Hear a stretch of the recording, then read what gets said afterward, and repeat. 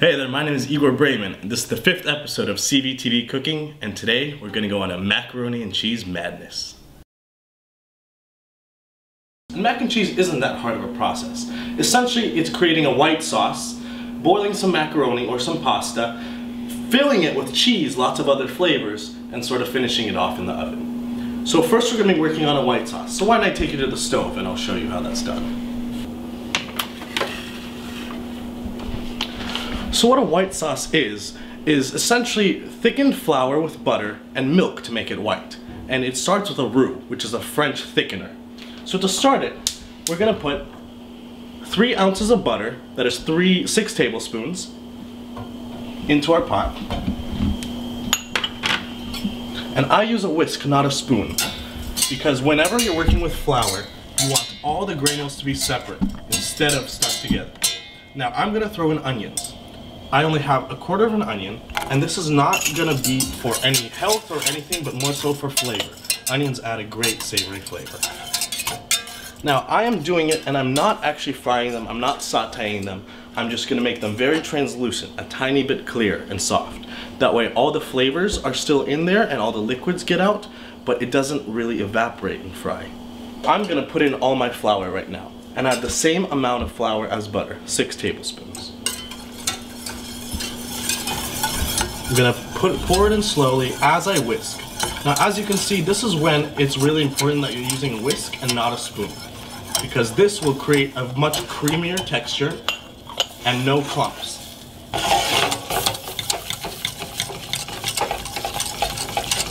And this is essentially what a roux looks like. Sometimes they can be thicker, sometimes they can be thinner. And this you cook a little bit for about 30 seconds or so. At this point, we begin to gradually add our milk. We'll add about 1/4 of it, and I have 2 cups here.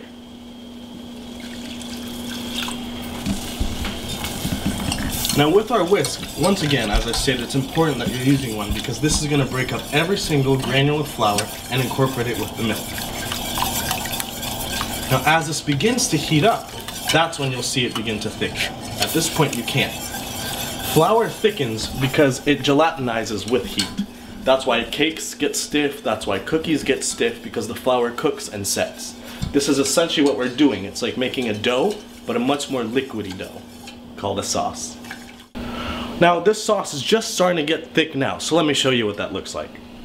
As you can see, it looks a little liquidy, but as I keep whisking, it comes together into a very thick, almost mashed potato-y texture. And that means your flour is cooking.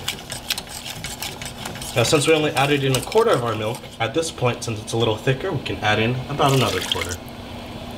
And you continue this process until all the flour is thick enough.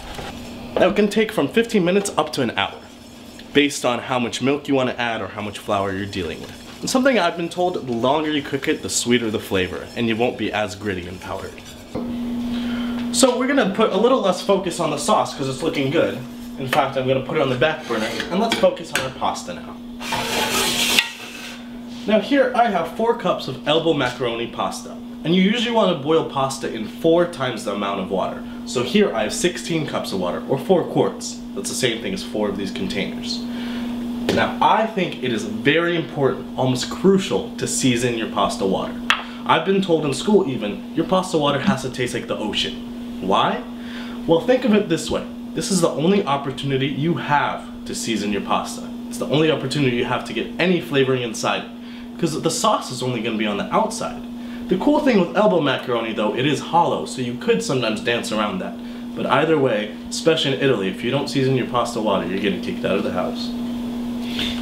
So I'm going to put in about 3 to 4 tablespoons.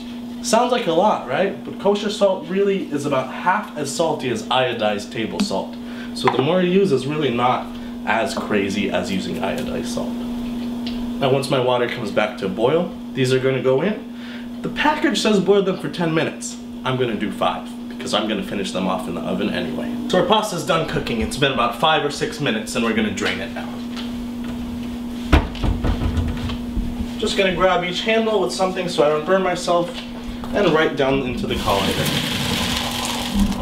The only reason I have it on a pot is so I could drain the water, and if I need any of it, I could save it.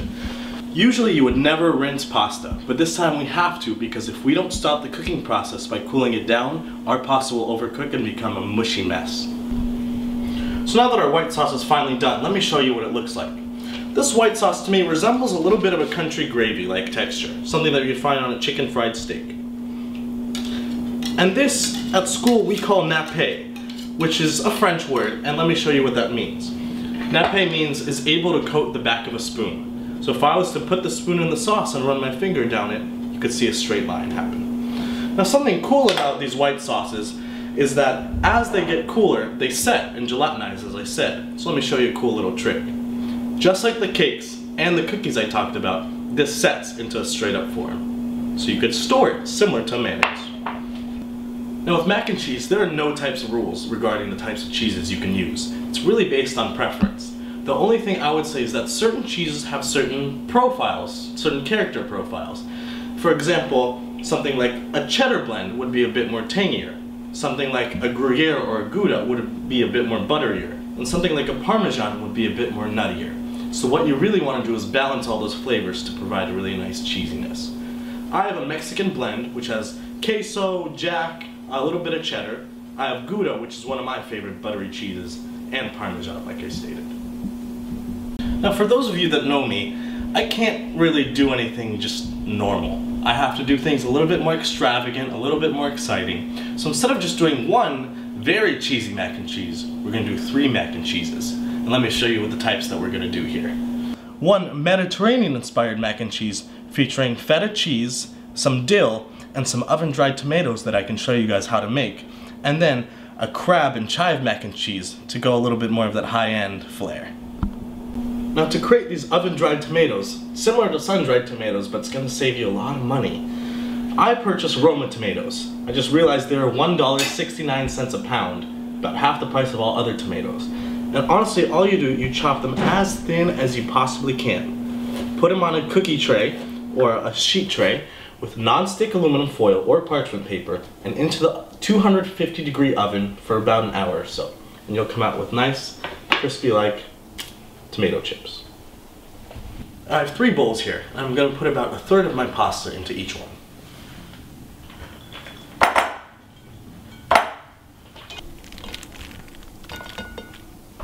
Then into that, we're going to add in our white sauces. In here you could do about 1 cup of white sauce for each of these proportions.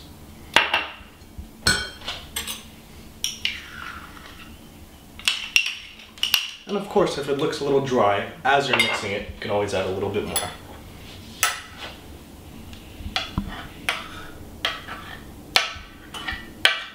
In fact, I'm going to bump it up to about 1.5 cups because I have a little bit more white sauce. If you always have a little bit left over, go ahead and use it. No need to waste. Now we're going to add in all our cheeses. I'm going to do about 1/3 of each cheese into each pasta. That's the Parmesan. Now the Gouda. It's always better to do freshly grated cheeses. However, if you don't have the time or you don't even know where to find the cheese, buying it already pre-grated is fine. And finally the queso mix.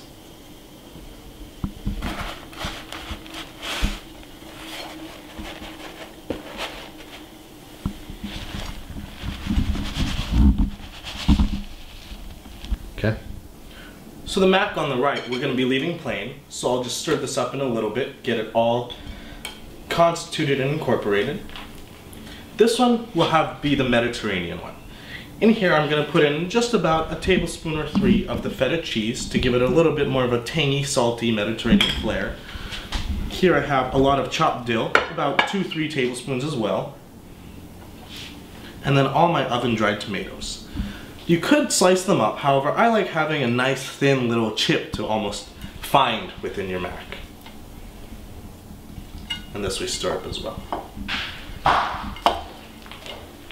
And then the final one, we're going to do our imitation crab and chives. Imitation crab is made with cuttlefish. Cuttlefish is a cousin to squid, and in fact is a little bit more healthier than both crab and squid. So now that they're all filled, I have my oven preheated to 350 degrees Fahrenheit, and we're going to put them in for about 20 to 30 minutes. When the top is golden brown, you know the inside is hot and melty, so you don't really have to worry if it's cold or not.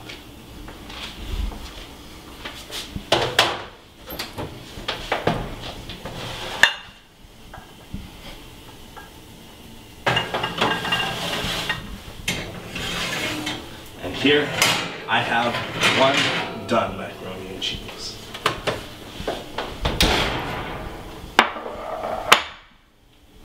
To serve, there are really no rules. Whether you want a bowl, a plate, whatever, it all works. Get a nice heaping scoopful and let's look at how this cheese melts. Look at that. Beautiful.